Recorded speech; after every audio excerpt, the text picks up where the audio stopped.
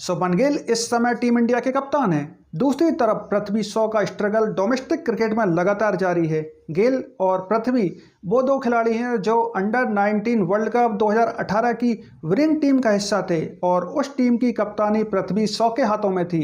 शुरुआती दौर में पृथ्वी ने जिस गति से बुलंदियों को छुआ, क्रिकेट की दुनिया में नाम बनाया और उसी क्रिकेट के खेल से दौलत कमाई, लेकिन ये चमक ज़्यादा समय तक नहीं रही और वही पृथ्वी नेक्स्ट सचिन से नेक्स्ट उन्मुक्त चंद बनकर रह गए। अपने रवैये और बेहतरीन टैलेंट की वजह से विनोद कांबली के साथ पृथ्वी की तुलना हमेशा होती रही। शुरुआती दौर में विनोद कांबली को सचिन से ज़्यादा टैलेंटेड बताया गया था। क्रिकेट की दुनिया में प्रतिभा के धनी थे विनोद कांबली, लेकिन अपनी गलतियों की वजह से सब कुछ गवा बैठे। आज वही हाल कहीं ना कहीं पृथ्वी शॉ का भी है। अगर कहें कि भाई साहब क्रिकेट की दुनिया में पृथ्वी शॉ अब खत्म शॉ जैसे लगते हैं, जिसके बल्ले पर ना तो गेंद आती है और ना खराब दौर खत्म होता है। दलीप ट्रॉफी के क्वार्टर फाइनल मुकाबले में आबिद मुश्ताक की एक बेहतरीन अनप्लेबल बॉल को डिफेंस करते हुए पृथ्वी क्लीन बोल्ड हुए।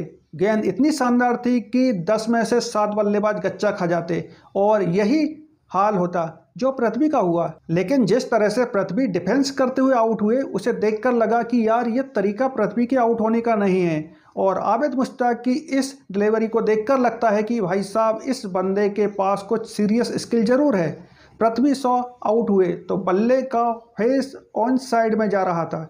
अगर गेंद बल्ले को छूती तो स्लिप या स्लिप पॉइंट का खिलाड़ी कैच लपक लेता। ऐसा लगता है डोमेस्टिक क्रिकेट में पृथ्वी शॉ का लगातार खराब फॉर्म टीम इंडिया में पृथ्वी के कमबैक को एक सपना बनाकर ही छोड़ेगा। इस कंपटीशन के दौर में वापसी की उम्मीद लगाए बैठे पृथ्वी के हाथों से समय और मौके खत्म होते जा रहे हैं। डोमेस्टिक क्रिकेट की पिछली 10 पारियों में पृथ्वी का परफॉर्मेंस बेहद खराब रहा।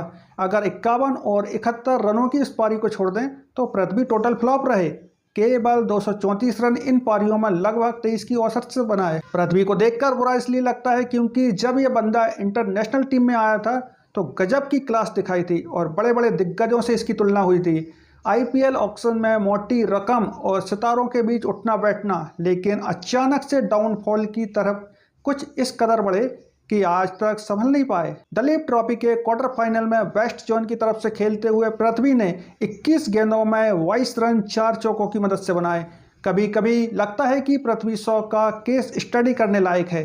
आखिर इतना लंबा डाउनफॉल कैसे चल रहा है, जबकि हर कोई जानता है कि पृथ्वी में टैलेंट की कोई कमी नहीं है। पृथ्वी के पास अभी उम्र और समय दोनों है। अगर पृथ्वी इंटरनेशनल क्रिकेट में वापसी करने में सफल हुए तो ये क्रिकेट की दुनिया का सबसे बेहतरीन कमबैक होगा। खैर, आपको क्या लगता है, क्या पृथ्वी शॉ टीम इंडिया में कमबैक कर पाएंगे? कमेंट करके जरूर बताइएगा।